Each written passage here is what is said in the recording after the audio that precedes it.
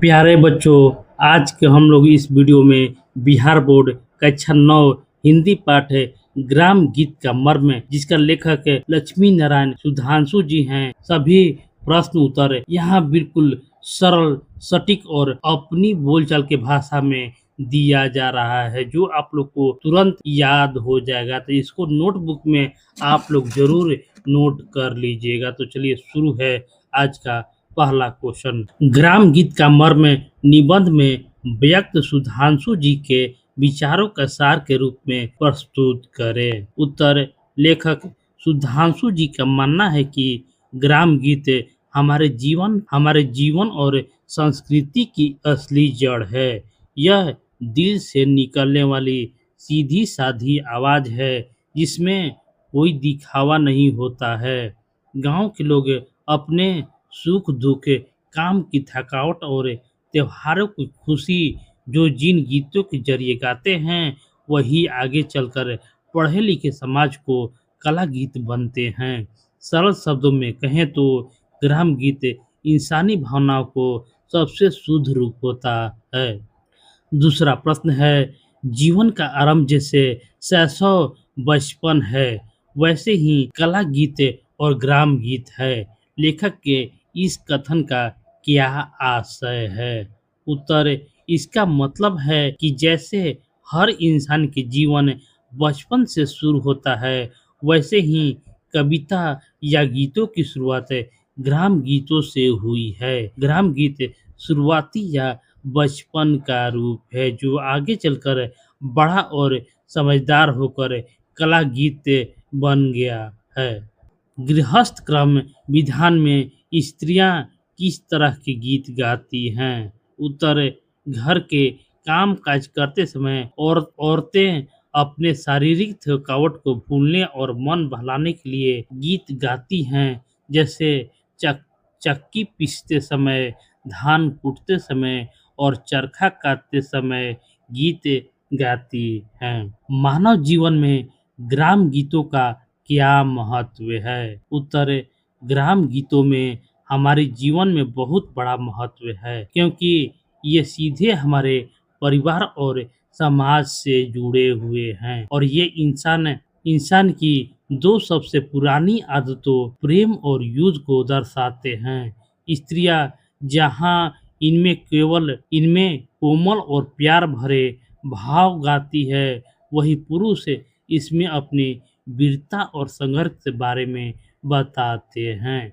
यह दिमाग से नहीं बल्कि सीधे दिल से गाए जाते हैं। पांचवा प्रश्न है, ग्राम गीत हृदय की वाणी है, मस्तिष्क की ध्वनि नहीं, आशय स्पष्ट कीजिए। इस लाइन का सीधा सा मतलब है कि ग्राम गीत सोच समझ कर या दिमाग पर जोर डालकर नहीं लिखे जाते हैं। जब इंसान बहुत खुश या बहुत दुखी होता है तो उसके दिल से जो शब्द अपने आप निकलता है वही ग्राम गीत होते हैं जिसे बनावटीपन या चालाकी नहीं होती है।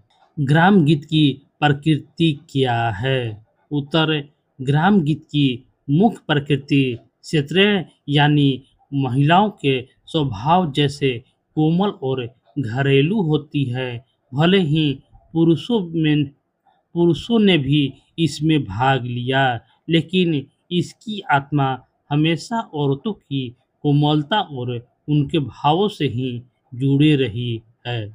कला गीत और ग्राम गीत में क्या अंतर है? देखिए, उत्तर दोनों में मुख्य अंतर इस प्रकार है।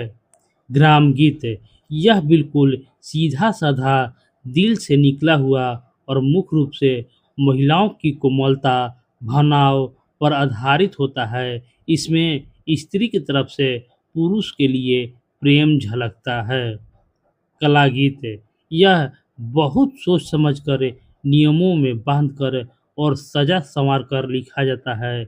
इसकी प्रकृति थोड़ी पौरुषपूर्ण, मजबूत या कड़क होती है और इसमें अक्सर पुरुष की तरफ से प्रेम की शुरुआत दिखाई जाती है।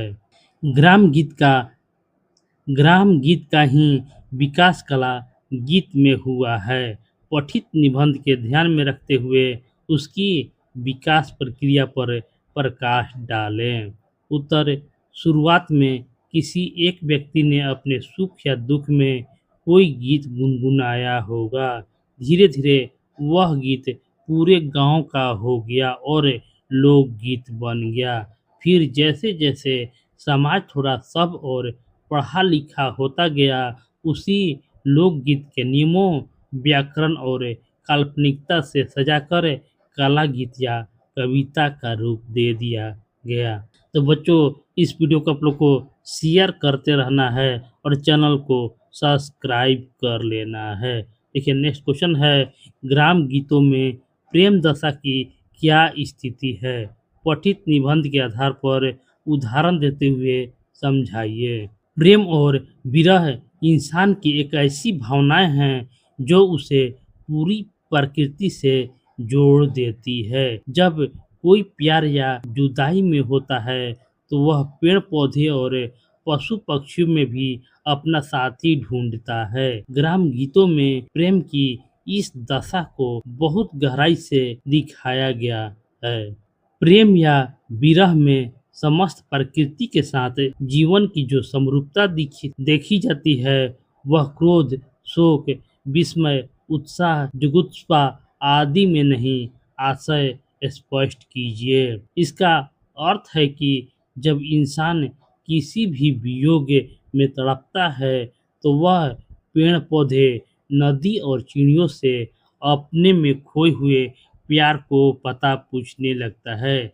जैसे राम जी ने सीता जी को खोने पर पूछा था, लेकिन कोई गुस्सा में या नफरत में आकर कभी पेड़ पौधे से अपना दुश्मन का पता नहीं पूछता। इसलिए प्रकृति के साथ सबसे गहरा रिश्ता सिर्फ प्रेम या विरह में ही दिखता है।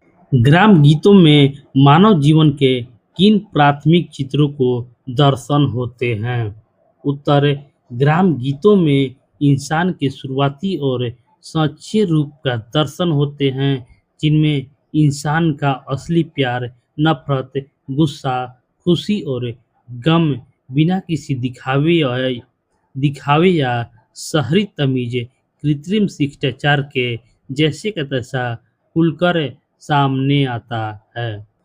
गीत का उपयोग जीवन के महत्वपूर्ण समाधान के अतिरिक्त साधारण मनोरंजन भी है। निबंधकार ने ऐसा क्यों कहा है? उत्तर: क्योंकि गीत सिर्फ गंभीर बातों के लिए नहीं होते हैं, वे मन बहलाने का सबसे आसान साधन है। औरतें जब अकेले या साथ मिलकर चक्की चलाती हैं या धान कूटती हैं, तो मेहनत की थकान को भूलने के लिए वह अपना मनोरंजन करने के लिए मज़े से गीत गाती हैं। तो फ्रेंड, आज की वीडियो में इतना ही। मिलते हैं नेक्स्ट वीडियो में। हमारे चैनल को सब्सक्राइब ज़रूर कर लीजिएगा, ताकि आगे भी इसी तरह और भी वीडियो मिलते रहे। तो मिलते हैं नेक्स्ट वीडियो में। धन्यवाद।